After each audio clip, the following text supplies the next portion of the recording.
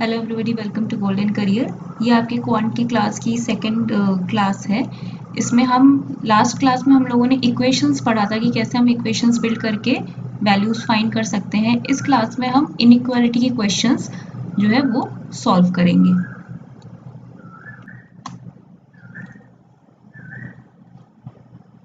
अगर आपने हमारा टेलीग्राम ग्रुप ज्वाइन नहीं किया है तो आप टेलीग्राम ग्रुप ज़रूर ज्वाइन करिएगा और आपको हमारी वेबसाइट पे सारी जानकारियाँ या फिर जो भी स्टडी मटेरियल अवेलेबल होती हैं इस वेबसाइट पे आपको मिल जाएंगे। आप आराम से वहाँ से जाके डाउनलोड कर सकते हैं और अपने फ्रेंड्स के साथ भी शेयर ज़रूर करेंगे।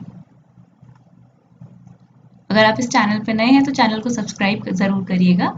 इससे बहुत ज़्यादा मोरल हमारा बूस्ट होता है और हम लोग अच्छी अच्छी वीडियोज़ बनाने की कोशिश करते हैं जो आपको फ्री ऑफ कॉस्ट अवेलेबल होती है। देखिए, पहला क्वेश्चन जो है हमारा यहाँ पे, देखिए क्वेश्चन में कह रहा है let p and q be the roots of the quadratic equation. यहाँ पे आपको क्वाड्रेटिक इक्वेशन गिवन है। What is the minimum possible value of p square plus q square. ठीक है, यहाँ पे p एंड q आपका जो रूट है, ये जो इक्वेशन का आपका जो वैल्यू निकल के आता है, जब भी आप कोई भी क्वाड्रेटिक इक्वेशन सॉल्व करते हैं उसका जो आंसर आप निकालते हैं ना, x क्या यहाँ पे जैसे x की जो वैल्यू निकल के आएगी वो वैल्यू ही होती है इसकी रूट। ठीक है, अब यहाँ पे एक चीज आपको जो है पता होनी चाहिए जिसके बिना ये क्वेश्चन सॉल्व नहीं होगा, वो है रूट्स और जो कोएफिशिएंट्स हैं उसके बीच में रिलेशन क्या है।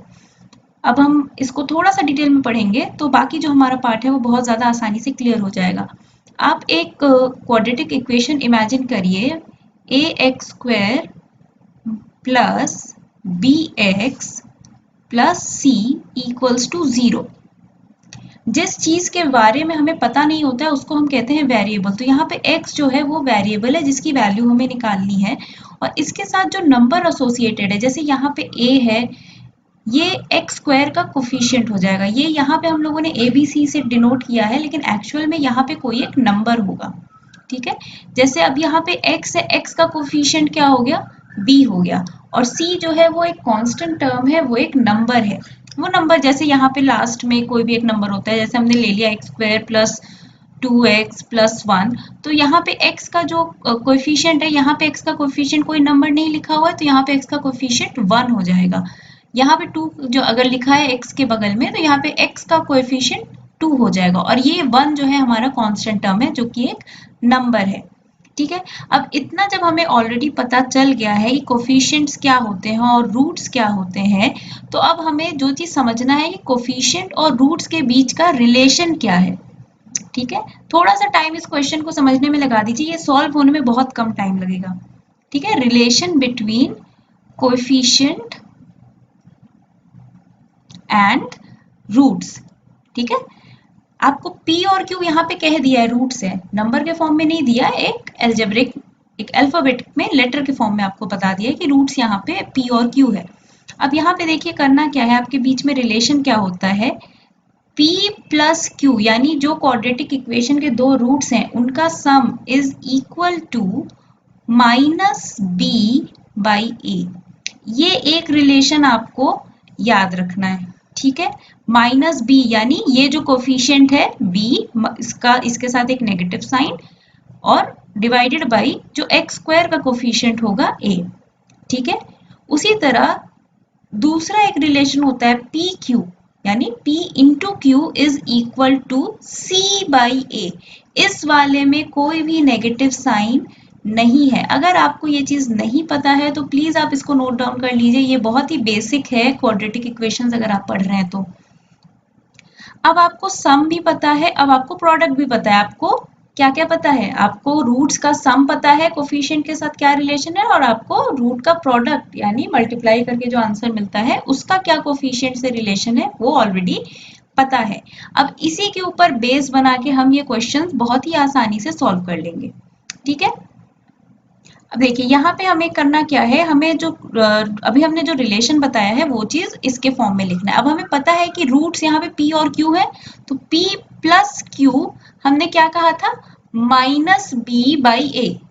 ठीक है, a तो मेरा यहाँ पे 1 है, जब कोई भी कोफिशिएंट में नंबर नहीं है तो वहां पे कोफिशिएंट हम 1 मान लेते हैं। तो यहाँ पे एक्स स्क्वायर का कोफिशिएंट तो 1 है, तो हमारा काम यहाँ पे थोड़ा आसान हो गया है। तो माइनस बी, तो बी हमारा यहाँ पे क्या है, माइनस अल्फा माइनस 2, यानी बी हमारा यहाँ पे क्या है, नेगेटिव साइन को लेना है, मेरा जो इक्वेशन था वो पॉजिटिव में था, ठीक है। तो यहाँ पे हमारा क्या होगा, minus of minus alpha minus 2, ये है मेरा बी, ये पूरा बी होगा, ठीक है। और एक नेगेटिव साइन और लग जाएगा हमारा यहाँ पे, ठीक है। अब प्रोडक्ट हमारा क्या है, पी क्यू, पी क्यू का क्या होता है, जो कांस्टेंट वाला टर्म होता है वो होता है पी क्यू। अगर मैं स्क्रीन थोड़ा क्लियर कर लूं, कांस्टेंट टर्म यहाँ पे मेरा जो पूरा बिना x वाला जो टर्म हो जाएगा वो पूरा कांस्टेंट टर्म हो जाएगा। तो यहाँ पे मेरा जो प्रोडक्ट था वो क्या था, c बाई ए, तो इसमें कोई नेगेटिव साइन नहीं है, यानी कि इसका साइन हम लोग एज इट इज लिख देंगे, यानी माइनस अल्फा माइनस 1, ये हो जाएगा मेरा प्रोडक्ट और ये हो जाएगा स्क्वायर्स का सम, रूट्स का सम, ठीक है। इसको हम अगर और सिंप्लीफाई करके लिख लें तो ये माइनस माइनस करके पॉजिटिव हो जाएगा, तो ये p plus Q is equal to alpha minus 2, ठीक है। ये आपको एक रिलेशन मिल गया, ठीक है। अब आपको यहाँ पे एक एलजेब्रा जो आपने पढ़ा हुआ था, शायद आपको याद हो, a प्लस बी का whole square equals to A square plus B square plus 2ab, ये होता है ना। तो इसका हम लोग थोड़ा सा यूज करेंगे, क्योंकि हमें क्या निकालना है, P square plus Q square की वैल्यू निकालनी है ना, ठीक है। तो अगर हमें इसी तरह से ए स्क्वायर प्लस बी स्क्वायर की वैल्यू अगर चाहिए, तो इस 2ab को अगर हम यहाँ से हटा के इधर ले जाएं तो हमारा काम आसान हो जाएगा, यानी a प्लस बी का whole square minus 2ab is equal to A square plus B square, ठीक है। अब इसी को हम क्या करेंगे, p और q के टर्म्स में लिख लेंगे, सेम जो हमारा a plus B whole square का फॉर्मूला था उसी को यूज करके उसको हमने p एंड q के टर्म्स में लिख लिया है, ठीक है। अब हमें इसी की मिनिमम वैल्यू निकालनी है, मिनिमम क्यों लिखा हुआ है वो अभी हम आगे चल के समझ लेंगे। देखिए अब यहाँ पे आपके पास p प्लस क्यू की वैल्यू तो है, तो आपके पास अगर p प्लस क्यू की वैल्यू है तो आप p प्लस क्यू का स्क्वायर भी निकाल सकते हैं, तो यानी हम p प्लस क्यू की जगह इसको पुट कर देंगे, ठीक है। यानी अल्फा माइनस 2 का होल स्क्वायर आ जाएगा माइनस 2pq, pq आपके पास ये है ऑलरेडी, तो 2 into minus alpha minus 1, pq की जगह pq पुट कर दिया, अब तक कोई डिफिकल्टी नहीं है। अब इसको हम लोग बस सॉल्व करेंगे तो हमारा आंसर आ जाएगा, ठीक है। तो ये आ जाएगा alpha square plus 4 a square plus B square minus 2ab, क्योंकि यहाँ पे नेगेटिव साइन है तो ये हो जाएगा माइनस 4 अल्फा। अब ये वाला पार्ट कर ले, माइनस 2 इंटू माइनस अल्फा क्या हो जाएगा, plus 2 alpha, minus 2 into minus 1 क्या हो जाएगा, प्लस 1, सॉरी प्लस 2। अब इसको आप थोड़ा रीअरेंज कर लीजिए, नंबर्स को एक साथ ले लीजिए, alpha square minus 4 alpha plus 2 alpha कितना बच जाएगा, माइनस 2 अल्फा। अब यहाँ पे क्या है देखिए, प्लस 4 और प्लस 2 क्या हो जाएगा, ये प्लस 6। अभी भी हमें नहीं पता है, अभी भी हम आंसर नहीं निकाल सकते, यहाँ पे अब हमें थोड़ा सा दिमाग लगाना पड़ेगा। देखिए अल्फा स्क्वायर माइनस 2 अल्फा, 6 को हम लिख सकते हैं 1 प्लस 5, ठीक है। हमने 6 को क्या लिख लिया, 1 प्लस 5, और अब ये वाला टर्म हम एक साथ ले लेंगे, ठीक है। स्क्रीन में थोड़ा क्लियर कर लेती हूँ, जो ये वाला पार्ट है ये अगर आप इकट्ठा ले लें तो ये आपको मिलेगा अल्फा माइनस 1 का whole square, alpha square minus 2 alpha plus 1, 1 का स्क्वायर यानी 1, तो इसको हमने लिख दिया अल्फा माइनस 1 का स्क्वायर प्लस 5। ये जो p square plus q square की जो ये एक रिलेशन आई है, यहीं से आपका पूरा का पूरा आंसर जो है वो निकल के आएगा। कैसे आएगा, अब देखिए यहाँ पे 5 में क्या प्लस हो रहा है, अल्फा माइनस 1 प्लस हो रहा है, हमें सिर्फ अल्फा नहीं पता है क्या है, ठीक है। अगर अल्फा की जगह कोई भी नंबर हम पुट कर लें, 0 से लेकर 1 या कोई भी नेगेटिव नंबर, माइनस इन्फिनिटी से लेकर कुछ भी इन्फिनिटी कर ले, किसी भी नंबर का स्क्वायर जो होता है, ठीक है, वो हमेशा पॉजिटिव होता है, क्योंकि नेगेटिव जब मल्टीप्लाई होता है नेगेटिव से तो उसका आंसर पॉजिटिव ही आ जाता है। यानी जो हमारे पास ये वाला टर्म बचा हुआ है, ये अल्फा माइनस 1 का होल स्क्वायर, ये हमेशा पॉजिटिव होगा, ये नेगेटिव हो नहीं सकता। तो अगर हम ये कह दे रहे हैं कि ये हमेशा पॉजिटिव होगा तो इसका मिनिमम वैल्यू क्या होगा? मिनिमम पॉसिबल वैल्यू क्या बच जा रहा है इसका? 0, क्योंकि ये नेगेटिव तो हो ही नहीं सकता क्योंकि इसके साथ एक स्क्वायर लगा हुआ है। अगर ये मिनिमम वैल्यू इसका 0 होगा तो अगर हम यहाँ पे इसकी जगह मिनिमम वैल्यू इसकी 0 पुट कर देते हैं तो p square plus Q square की वैल्यू क्या आ जा रही है? 5। इस वजह से यहाँ पे मिनिमम पॉसिबल वैल्यू लिखा है।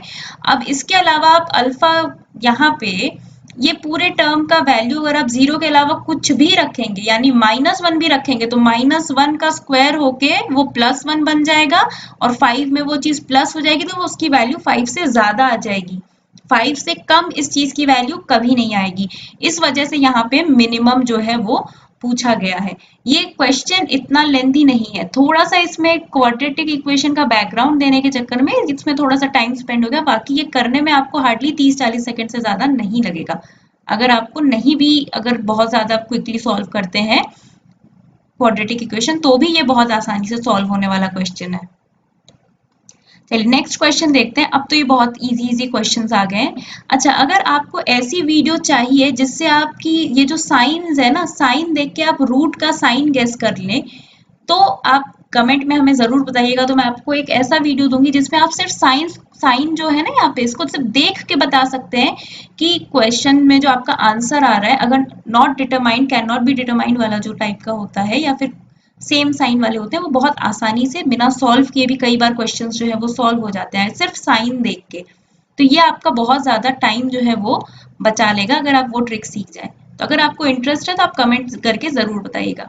ठीक है, अभी देखिए यहाँ पे ये जो पॉजिटिव साइन है ना, अगर यहाँ पे पॉजिटिव साइन का मतलब होता है रूट्स जो होंगे वो दोनों सेम साइन के होंगे। ठीक है, यानी इस इक्वेशन के दोनों रूट का साइन सेम होगा। ठीक है, ये चीज हमने सीख लिया।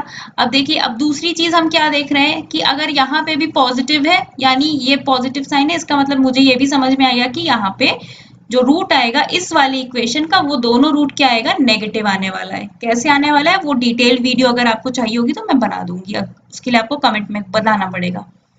अब देखिए, इसको हम जैसे सॉल्व करते हैं फटाफट उसी तरह से सॉल्व करेंगे। x का कोफिशिएंट यहाँ पे 1 है और यहाँ पे 6 है, तो 6 इंटू 1 क्या हो जाता है? 6। अब ये जो बीच वाला कोफिशिएंट है, अब आपको इसको ऐसे तोड़ना है कि उसका प्रोडक्ट जो है वो 6 के बराबर आए। तो 5 को हम देख के ही समझ जा रहे हैं कि ये 3 प्लस 2 लिख सकते हैं 5 को, और 3 इंटू 2 का प्रोडक्ट क्या आ जाता है? 6। अभी जो हमने रूट्स में देखा भी था ना, प्लस जो प्रोडक्ट होता है वो कांस्टेंट वाला टर्म होता है और जो सम होता है रूट्स का वो बीच में एक्स वाला कोफिशिएंट होता है। ठीक है, तो इसको हम बस अब फटाफट सॉल्व कर लेते हैं। यहाँ पे x की वैल्यू आ जाएगी -3 और -2। सिमिलरली y को हम 3 को किस तरह से तोड़ सकते हैं? 2 और 1 के फॉर्म में। ठीक है, अब मुझे पता है क्योंकि दोनों साइन यहाँ पे पॉजिटिव है तो दोनों रूट्स नेगेटिव होंगे। अब ये मुझे पता है तो मैं इसके डिटेल में नहीं जाऊंगी, मैं इसको सॉल्व कर दूंगी डायरेक्ट। इसका मेरा आंसर आ जाएगा -2 और -1। अब यहाँ पे मेरे x की वैल्यू मुझे पता है, y की वैल्यू मुझे पता है, मैं फटाफट क्या करूंगी, अब इसको कंपेयर कर लूंगी। x की वैल्यू मेरी यहाँ पे आ जा रही है -3, तो -3 को आप पहले यहाँ पे दोनों से कंपेयर करो। -3 क्या है? -2 से भी छोटा है, -1 से भी छोटा है, तो यहाँ पे एक कंपैरिजन में तो x is less than y आ जा रहा है। दूसरा वाला कंपैरिजन देखते हैं, -2 है, यहाँ पे -2 है, यहाँ पे x और y इक्वल हो गए। और दूसरा वाला भी देखते हैं, यहाँ पे ग्रेटर नहीं आएगा, अगर ग्रेटर आ जाता है तो कैन नॉट बी डिटरमाइंड हो जाएगा आंसर, इक्वल या लेस ही आना चाहिए। तो -2 है, यहाँ पे माइनस है, तो यहाँ पे भी x क्या है? लेस देन ही है, तो यहाँ पे आंसर आ जाएगा लेस देन इक्वल टू, क्योंकि एक नंबर इक्वल भी आ गया है। ठीक है, सॉल्व हो गया। नेक्स्ट क्वेश्चन की ओर चलते हैं। ये क्वेश्चन बहुत ईजी है, बस ये रूट्स वगैरह देख के लोग घबरा भी जाते हैं कई बार। ठीक है, अब यहाँ पे देखिए इसको सॉल्व कैसे करेंगे। 7 under root X plus 5 under root X is equal to root X. अब यहाँ पे देखिए, जब डिनोमिनेटर हमारा सेम होता है तो हम नॉर्मली प्लस कर देते हैं, तो ये 7 प्लस 5 हो जाएगा 12 by root X is equal to root X. अब ये रूट एक्स आपस में मल्टीप्लाई हो जाएंगे तो इसका आंसर आ जाएगा मेरा 12 इज इक्वल टू एक्स। मेरी x की वैल्यू आ गई 12 इस इक्वेशन से, x इज इक्वल टू 12। अब सिमिलरली हम क्या करेंगे, हम दूसरा इक्वेशन जो है वो y वाला उसको सॉल्व कर लेंगे। ठीक है,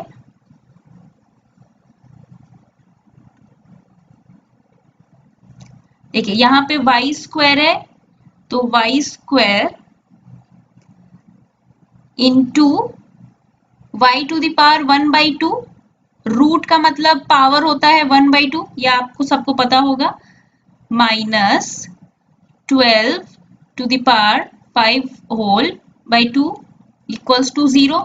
ये 0 से इधर मल्टीप्लाई होगा, जैसे हमने एलसीएम लेके जिस तरह से सॉल्व किया है वो कर दिया है, यहाँ पे 0 आ गया। अब यहाँ पे जब मल्टीप्लाई होता है, बेस सेम होता है, तो एक्सपोनेंट्स प्लस हो जाते हैं, तो y हो जाएगा 2 प्लस 1/2, पावर में आ जा रहा है ये, minus 12 to the power 5/2 equals to 0। y का पावर क्या आ जाएगा यहाँ पे, 5/2 प्लस कर दिया 2 और हाफ को, माइन इज इक्वल टू, ये माइनस वाला पार्ट, ये इसको लेके हम इक्वल टू के इधर चले आएंगे। अभी यहाँ पे देखिए इसको सॉल्व करेंगे तो मेरा आ जाएगा y का वैल्यू 12, दोनों का पावर यहाँ पे सेम है और यहाँ पे ऊपर कोई इवन नंबर भी नहीं है। अगर ऊपर स्क्वायर होता तब मेरा पॉजिटिव नेगेटिव का चक्कर आ जाता, लेकिन यहाँ पे नीचे डिनोमिनेटर में 2 है यानी रूट में है, तो हमारा कोई यहाँ पे चक्कर नहीं आएगा। तो आंसर यहाँ पे y इक्वल टू 12 आ जा रहा है, तो मेरा आंसर क्या आ जाएगा, x is equal to y।